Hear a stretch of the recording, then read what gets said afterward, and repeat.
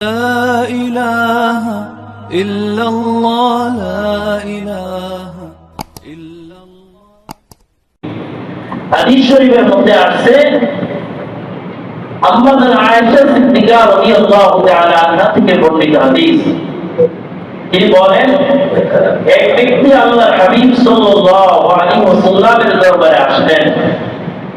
আসার পরে তিনি বলতেছেন, ইয়া রাসূলুল্লাহ, ইয়া হাবিবাল্লাহ, আমি আপনাকে অনেক বেশি ভালোবাসি, আমার জীবনের চেয়েও বেশি ভালোবাসি।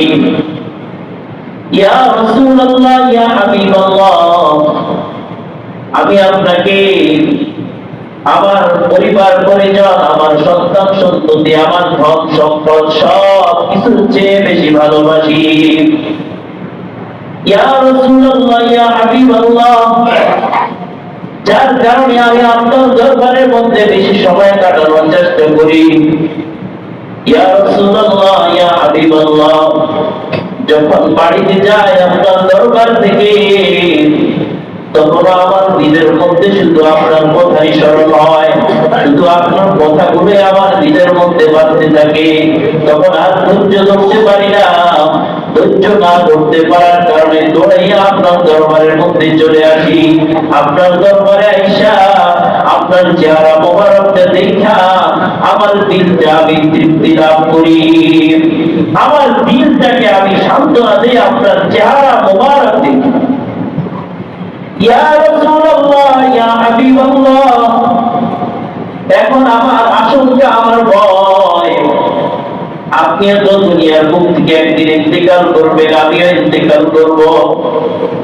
ইয়া রাসূলুল্লাহ, আপনি ইন্তেকালের পর আপনি তো থাকবেন নবী রাসূল যেই জায়গার মধ্যে থাকে, জান্নাতের যেই দামি জায়গার মধ্যে থাকে, ওই জায়গার মধ্যে আপনি থাকবেন। আর আমার স্থান তো হয়তো ওই জায়গার মধ্যে হবে না। তাহলে আমি তো মনে হয় আপনাকে আর ইন্তেকালের পর আর দেখতে পাবো না। আল্লাহর নবী জনাবে মুহাম্মদুর রাসূলুল্লাহ সাল্লাল্লাহু আলাইহি ওয়াসাল্লাম সাহাবীকে কোনো উত্তর দিলেন না, চুপ থাকলেন। কিছুক্ষণ পরে দেখা গেল জিবরাইল আমিন আলাইহিস সালাতু ওয়াস সালাম আল্লাহর হাবিব সাল্লাল্লাহু আলাইহি ওয়াসাল্লামের দরবারে আগমন করলেন। আগমন কইরা আল্লাহর হাবিব সাল্লাল্লাহু আলাইহি ওয়াসাল্লামকে সূরা নিসার 69 নম্বর আয়াতে কারিমা তেলাওয়াত করে শোনালেন। 69 নম্বর আয়াত আল্লাহ পাক জিবরাইলের মাধ্যমে নাযিল করে দিলেন।